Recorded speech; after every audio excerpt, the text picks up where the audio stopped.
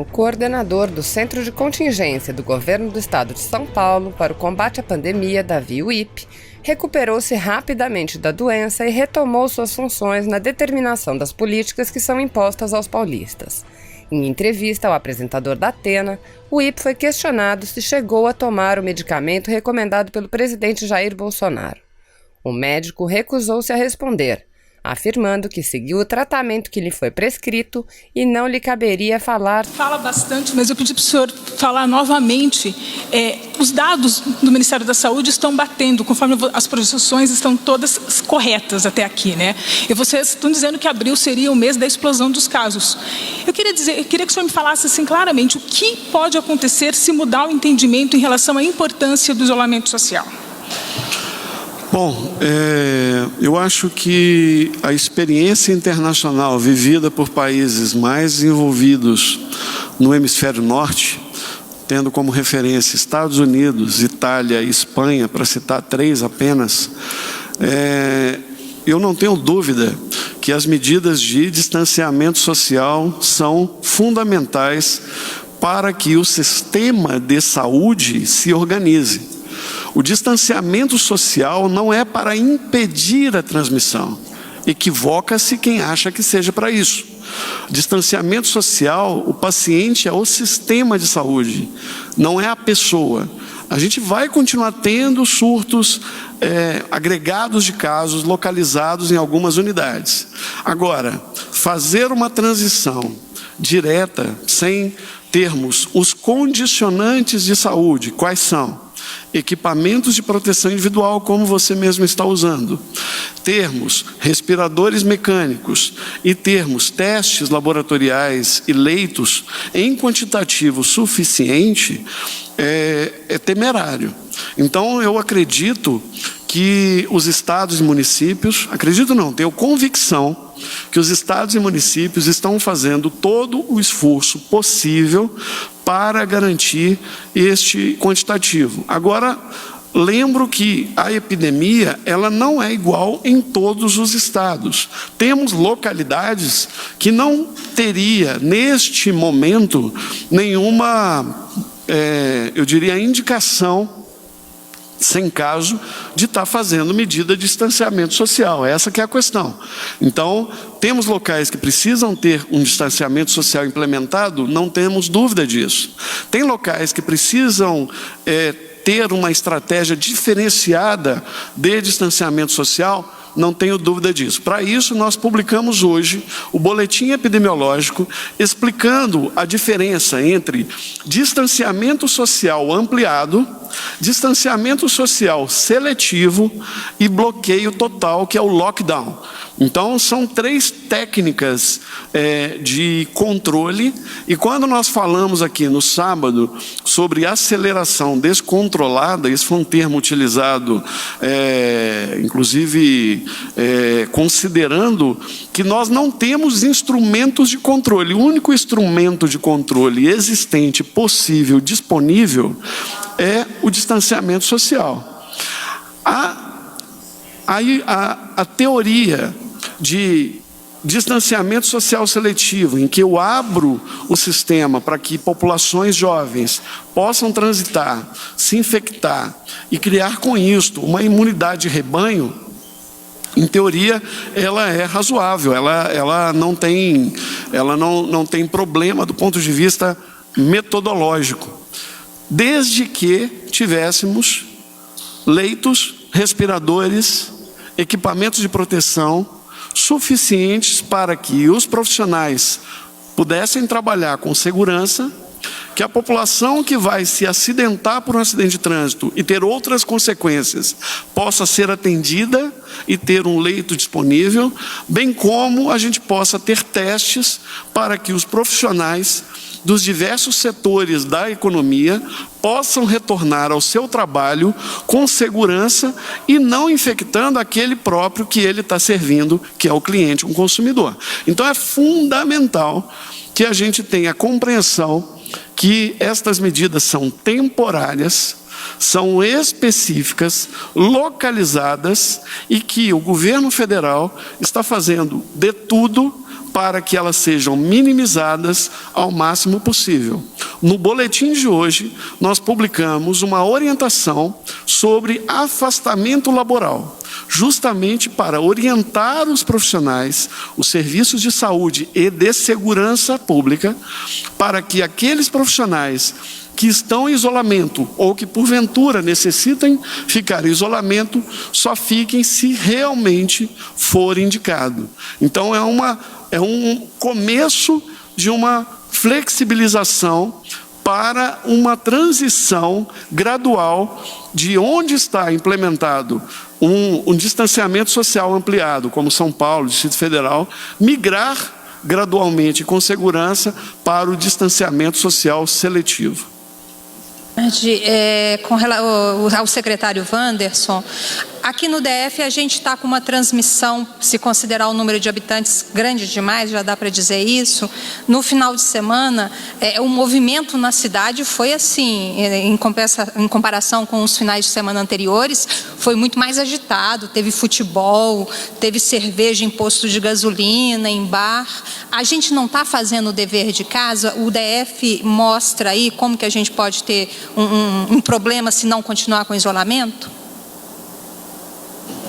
Olha, nós estamos aqui no Distrito Federal, comparativamente com o total da população de São Paulo e dos outros estados, com uma incidência, um coeficiente de incidência mais elevado. Nas próximas coletivas, nós vamos trazer as informações comparando as regiões metropolitanas. Isso vai deixar um pouquinho mais claro esta ocorrência, ou a frequência de casos em comparação com a proporção de população de cada local. É fato, eu sou um cidadão do Distrito Federal, eu moro aqui, eu tenho visto que as pessoas estão saindo mais. Esperamos que as pessoas compreendam a necessidade do afastamento, social. Isso é temporário, isso não é permanente. O governo do Distrito Federal, ele que é responsável pelas instruções à sociedade local, então o que a gente fala é que as pessoas devem seguir as orientações das autoridades de saúde competentes do seu estado, do seu município. E nós pedimos a essas autoridades que façam análise diária de risco baseado no perfil epidemiológico, porque nós não temos como ficar monitorando diariamente o leito ocupado. Os dados, eles demoram um pouco para chegar para o Ministério. Então, no nível local, é muito mais fácil para tomar decisão se esta ocupação de leitos está próxima do esgotamento, se está abaixo. Eu creio que aqui no Distrito Federal, diferente de Manaus, por exemplo, que tem vivido um período mais complexo do que a gente tem vivido em Brasília, Brasília tem um bom plano de preparação, está seguindo este plano, está atenta a esta realidade local, e eu tenho certeza que a população de Brasília aderiu muito mais do que a gente imagina. Eventualmente tem pessoas que saem, como em qualquer lugar do Brasil, mas a população brasileira aderiu muito bem às medidas de afastamento social, e que serão curtas, tenho certeza disso. Senhor Otávio. Senhor Wanderson Oliveira, secretário de Vigilância em Saúde do Ministério da Saúde, por favor. Boa tarde a todos, secretários aqui presentes. Vou atualizar a situação do Brasil. Pode passar o próximo. O Brasil ele está em 15º lugar em número de casos confirmados no mundo, entre os principais países. Estamos em 13º em número de óbitos, 8º em taxa de letalidade e 17º em taxa de mortalidade. São 1.252.982 casos e uma taxa global de letalidade de 5,1. Pode passar o próximo. Essa é uma imagem da Organização Mundial da Saúde mostrando onde nós temos maior concentração de casos. Temos ali na Europa e nos Estados Unidos, principalmente na costa leste, uma maior concentração de casos. Pode passar o próximo. O Brasil tem até o momento 12.056 casos registrados, são 553 óbitos e uma letalidade de 4,6. Letalidade é o número de casos que evoluem para óbito entre os casos que pegaram a doença. A região norte, ela está com 791 casos, 6,6%, 26 óbitos, dá 3,3% de letalidade na região norte. Região nordeste, 2.167 casos, 18% do total, 92 óbitos, 4,2% de letalidade. A região sudeste são 7.046 casos, 58,4% do total de casos, 390 óbitos, 5,5% do total. Centro-Oeste, 734 casos, 6,1% do total, 17 óbitos, dá 2,3% de letalidade. Região Sul, 1.318 casos, 10,9% do total, 28 óbitos, 2,1% de letalidade. Pode passar? Aqui nós temos do lado esquerdo o total de casos confirmados, distribuídos por município, e as bolas demonstram a quantidade de casos, a incidência de casos em cada localidade. E do lado direito temos os óbitos mostrando uma concentração, principalmente em São Paulo, na região sudeste, na região sul, Rio Grande do Sul, na região nordeste temos Pernambuco e na região norte a cidade de Manaus e na região centro-oeste Brasília. Pode passar? Aqui dá para a gente ter um pouquinho da ideia da velocidade da transmissão da doença no território nacional. Desde o primeiro dia, que foi 26 de fevereiro, nós levamos 17 dias para atingir 100 casos. Depois levamos 7 dias para atingir 1.000 casos, 900 casos a mais. E depois 10.000 casos atingimos em 14 dias. Então a velocidade de transmissão. São 12.000 casos no total, 926 casos novos confirmados em relação nas últimas 24 horas e 8% de incremento, ou seja, de ontem, o total de casos acumulados até ontem, considerando o número de casos novos, 926, nós temos aí 8% de incremento. Pode passar? A evolução dos óbitos, nós temos 67 óbitos confirmados, 14% de incremento em relação a ontem. Pode passar? Aqui nós temos o coeficiente de incidência, é uma métrica que homogeneiza, é mais fácil comparar estados pequenos com estados grandes, porque a gente padroniza todo mundo por 100.000 habitantes. Então, quando nós olhamos o Brasil inteiro, nós temos uma taxa, um coeficiente de incidência de 5,7. Quando nós temos 50% da taxa de incidência nacional, nós consideramos que são localidades com uma maior preocupação. Então são eles: Distrito Federal, Amazonas, Ceará, São Paulo e Rio de Janeiro. Entre 50% e a taxa nacional é um que a gente considera de atenção. Tem ali Rio Grande do Norte e Roraima, e abaixo dos 5,7 tem os estados que têm a menor taxa. Nós estamos, pode passar o próximo? Pode passar. Em relação aos óbitos, nós temos 440 destes 553 óbitos já com a investigação concluída. A maior parte são homens, a menor parte mulheres. Pode passar. A faixa etária mais afetada são as pessoas acima de 60 anos, seguido das pessoas de 40 a 59 anos, e depois nós temos de 20 a 29 anos, e temos ali de 6 a 19 anos 2 casos.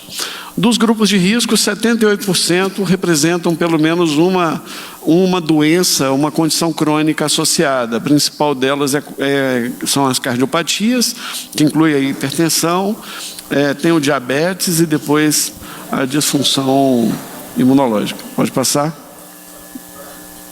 Neurológica, desculpe. Aqui nós temos a distribuição das mesmas comorbidades distribuídas em 2 grupos. Podemos observar que as pessoas com menos de 60 anos apresentam mais diabetes, seguido de cardiopatia, que é a barra verde. E as pessoas acima de 60, abaixo de 60 anos, 30% delas não têm nenhuma comorbidade. Pode passar? Hospitalizações, nós monitoramos as síndromes respiratórias agudas graves. Então, nós tivemos um incremento neste ano de 222% comparado com o mesmo período do ano passado. Pode passar. Aqui nós podemos observar as hospitalizações. Ali do lado esquerdo nós temos a escala, né, que é de 10 mil, mostrando aqui um filtro, apenas os casos confirmados para Covid e os hospitalizados já confirmados por SDRAG. Então nós temos aí 29 mil internações, 2 mil, 8% delas são confirmadas pelo Covid. Pode passar? E aqui é uma outra observação, um outro modo de olhar o caso, comparando o total de casos de Covid, que é o vermelho, seguido dos casos de influenza A e B somados, que é essa barrinha preta, os casos de outros vírus respiratórios, como o vírus sincicial, bocavírus, metapneumo, e essa barra branca mostrando o total de casos em investigação. Ou seja, nós temos um volume expressivo de casos de síndrome respiratória aguda grave. Por que esse dado é importante? Porque são essas pessoas que estão competindo por leito. Então, o leito ele não está sendo ocupado só por Covid. Quando se faz uma medida de afastamento social, distanciamento social, se busca com isto estruturar o acesso aos leitos de internação, os leitos de UTI, independente da causa. Nós não estamos olhando só para o Covid, estamos olhando para o acidente de trânsito, para as outras causas que vão também exigir internação. Então, é muito importante compreender o tamanho desta pressão, né? 29.308 casos que ou estão ou estiveram internados nas últimas semanas. Pode passar? Aqui nós temos as hospitalizações por estado, mostrando que o estado de São Paulo é o mais tem a maior frequência de hospitalizações, seguido de Minas Gerais e Paraná.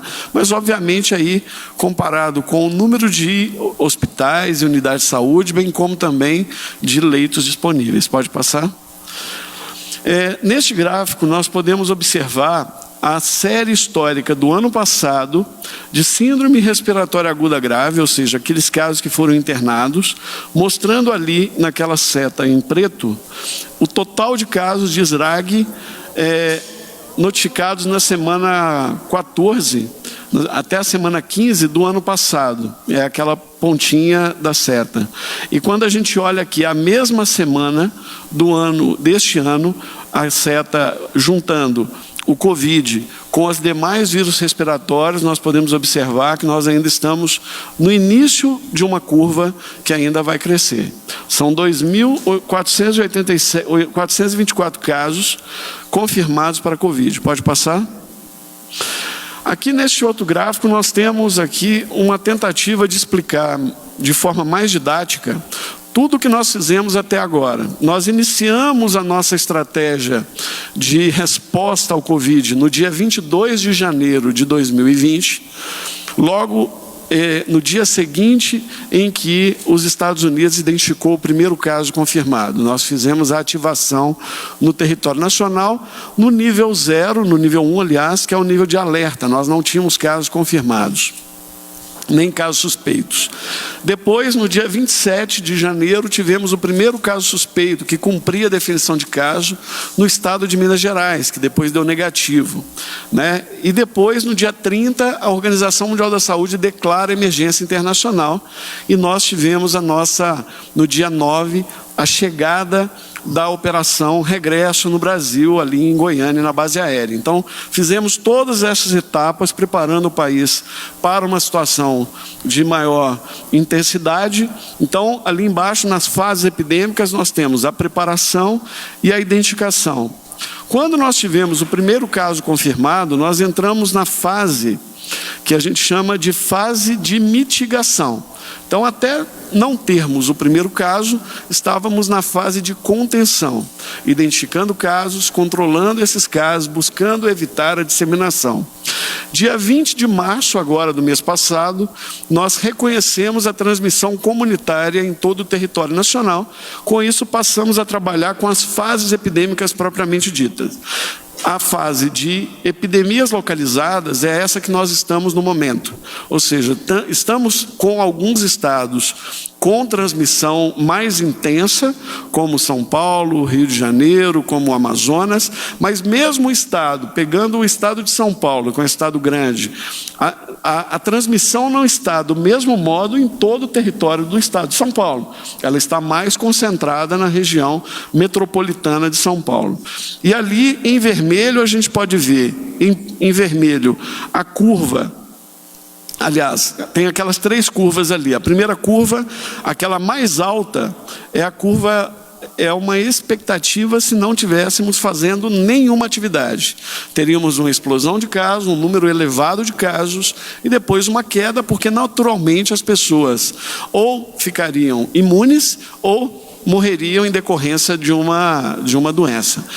Fazendo alguma medida, e como nós não temos um tratamento específico, não temos uma vacina específica, a medida de distanciamento social ampliado, seletivo, que é esta medida em que você separa alguns segmentos da sociedade, você vai ter um impacto na curva, ela vai reduzir, mas ela vai reduzir com uma intensidade mediana. E um distanciamento mais intenso, ou seja, um distanciamento social ampliado, você tem uma curva mais baixa.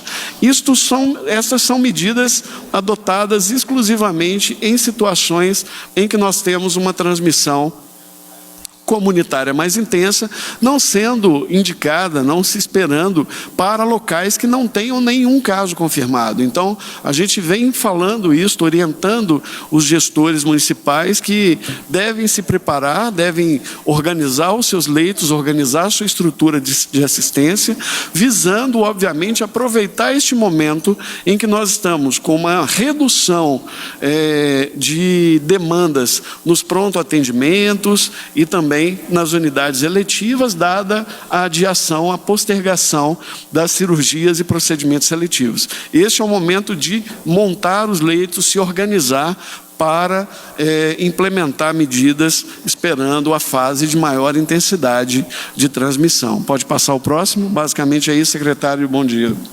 Se você apoia Jair Bolsonaro, curta este vídeo.